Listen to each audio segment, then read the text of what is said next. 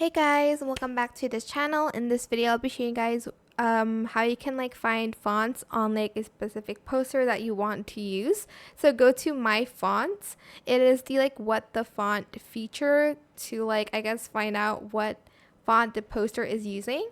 You can paste your image URL here or upload an image, which I'm going to do. I'm just going to upload this image.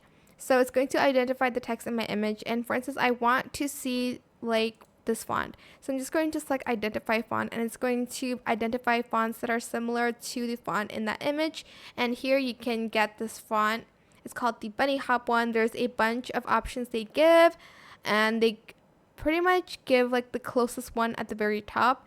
These ones are very similar, so you're just going to get the font from it.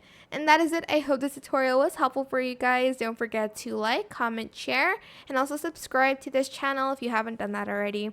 If you have any more questions about this video, just leave it in the comment section down below. I will try my best to answer them all for you guys.